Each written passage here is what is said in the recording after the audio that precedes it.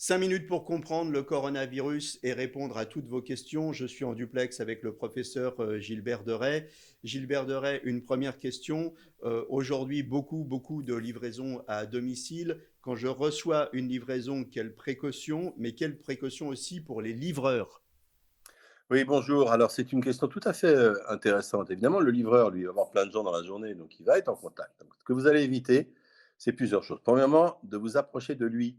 Autrement dit, s'il vous livre quelque chose, il le pose et ne vous nous approchez pas à moins de 1 mètre de lui. Ça, c'est la première chose, c'est le contact avec la personne. Deuxièmement, il y a les objets. Alors, il peut vous faire signer quelque chose. Et donc, pareil, il pose son petit boîtier là sur le colis, vous le signez, vous ne vous approchez pas du livreur et il reprend son boîtier. Vous allez me dire, oui, mais alors, s'il y avait du coronavirus sur le boîtier, mais c'est très simple. Vous vous lavez les mains avec le gel hydroalcoolique après avoir touché tout ça, puisque ce n'est pas la main qui transmet, c'est si vous mettez la main au visage. Une fois que vous avez pris votre colis, vous allez le rentrer chez vous, vous allez enlever ce qu'il y a dedans, jeter immédiatement ce qu'il y a autour, et de nouveau, vous lavez les mains au gel hydroalcoolique. Si vous prenez toutes ces mesures, ça va bien se passer. D'accord, donc dans ces cas-là, pas de problème. On va parler de la charge virale. Qu'est-ce que c'est la charge virale? On entend beaucoup ce mot, les gens ne comprennent pas forcément ce que c'est. Absolument. Alors, un virus, ça va rentrer donc dans votre corps. Il va y en avoir 1, 100, 1000 qui vont rentrer. Il va rentrer ensuite dans les cellules. Et là, en fait, il va commencer son œuvre. Alors, son œuvre, c'est quoi? C'est deux choses.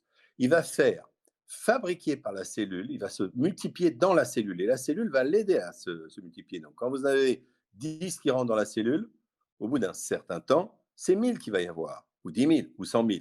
Et la cellule va mourir. Et quand la cellule va mourir, elle va libérer toutes ces particules virales dans le sang et elles vont aller, ces particules, infecter d'autres cellules et ainsi se multiplier. Donc 1 va devenir 1 million. La charge virale, ça mesure ça. Ça mesure la quantité de virus qui circulent dans votre corps. Et c'est important parce que plus vous avez de charge virale, plus vous êtes contagieux et plus, en général, la maladie peut être sévère. Les antiviraux, en fait, ils sont là pour diminuer la charge virale, c'est ça? Les antiviraux, ils ont deux objectifs. Ils ont pour premier objectif, effectivement, de diminuer la charge virale en empêchant soit son entrée dans la cellule. S'il ne peut pas rentrer dans la cellule, il ne peut pas tuer la cellule, il ne peut pas non plus se multiplier.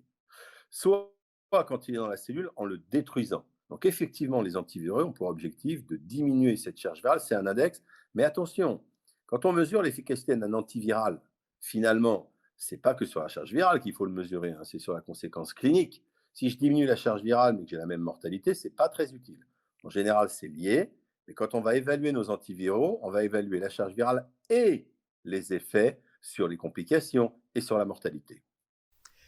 J'ai eu le Covid-19, puisqu'il faut rappeler que cette crise, elle dure depuis quand même plusieurs semaines maintenant. J'ai eu le Covid-19 depuis peu de temps, je suis guéri. Est-ce que je suis encore contagieux? Est-ce que j'ai encore une charge virale? Alors, on considère que la durée de contagiosité après que les derniers signes, on est bien d'accord, les derniers signes cliniques, la toux, la fièvre est disparu, c'est de l'ordre d'une semaine. Donc, pour la majorité des personnes, après une semaine, ils ne seront plus contagieux. Il a été rapporté sur des patients chinois une contagiosité plus longue, jusqu'à 5 à 6 semaines. Donc, mon conseil est le suivant. Si vous avez le Covid-19, eh bien, il est clair que au moins après une semaine après la disparition des signes, vous devez être complètement isolé. Et l'idéal quand même, c'est de rester confiné après très proprement. C'est le confinement qui nous fera gagner la bataille. Pourquoi cette durée de 14 jours? D'où elle vient? Alors les 14 jours, c'est très simple. La durée d'incubation, je vais vous dire ce que c'est 1 à 14 jours. L'incubation, c'est le temps qu'il faut pour développer des signes cliniques, la fièvre, la toux, etc., quand vous avez attrapé le virus. Alors c'est 1 à 14 jours, 5 jours en moyenne. Ça veut dire que si, par exemple, au bout de 14 jours, vous n'avez pas de symptômes après avoir touché quelqu'un, il n'y a pas de problème. Voilà, on arrive bientôt à la fin de nos 5 minutes. Merci, professeur Gilbert Deray. Merci On à se vous. retrouve tous les jours sur le réseau Via et sur les réseaux sociaux. Posez-nous vos questions sur la page Facebook du professeur Gilbert Deray ou sur la page Facebook de Jean-Claude Durousseau. À demain, restez confinés, à très bientôt et d'ici là, portez-vous bien.